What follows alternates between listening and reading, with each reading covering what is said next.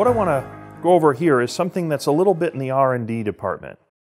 And I'm bringing it up because we know it prints very well, we're just not doing that much of it, and if it is being done, it tends to be a little proprietary. This is upholstery. What we found is latex is an extremely flexible technology.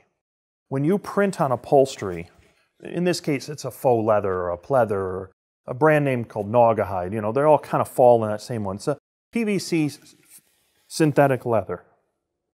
And when you stretch this stuff, it's just unbelievable. I mean, it's better than any screen printed solvent for resisting cracking. The flexibility of the ink on this flexible material is the best I've ever seen. And the color is outstanding, as you can see. Now, this is upholstery that's come in from a manufacturer. And the only issue is it's a little flexible. I mean, it's got a little too much play in it. If it were a little more rigid, it would go through the printer much better. It does go through the printer. It requires some attention on it, probably a little more attention than I'd like. But if you can find upholstery out there, and here's what you want to remember. You don't want a lot of coating on the upholstery. You don't want, you know, like silicone anti-slip or anti-graffiti or any of that stuff. What you're looking for is upholstery that is as clean to the base cloth as possible.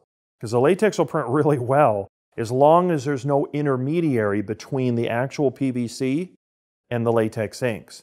It needs to bond to that. If there's things in between there that are put on there even for not slipping or sticking to itself on the roll, it can interfere with the success of the latex printer. I've even had success recently printing on real leather, rolls of leather. But we had to get to a base cloth level where the leather didn't have any type of treatments or coatings. And once that was done, we were able to print on it pretty well. So looking at upholstery, you know, here's some other things. This is a faux patent leather that we've been able to print on. Very nice.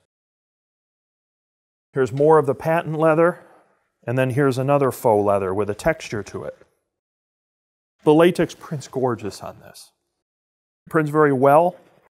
As long as you can source something that's pretty stable through the printer, that doesn't bunch up at the print rollers, say on a 300 series printer, I would definitely consider looking into upholstery as something to develop a new application. It's certainly things that we're looking into here at HP. So upholstery, faux leather, anything along those lines, very successful.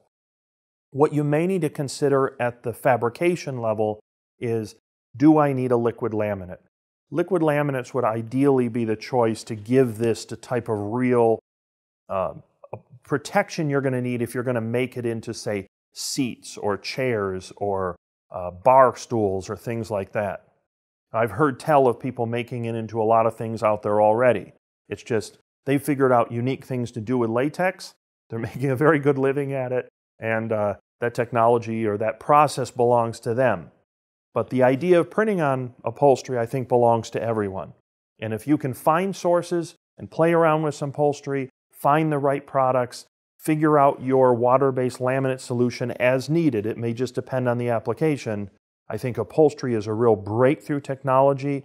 Our preliminary tests have all been excellent.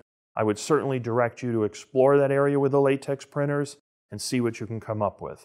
I think you might find an entirely new horizon here on different types of faux leather, PVC upholstery type products.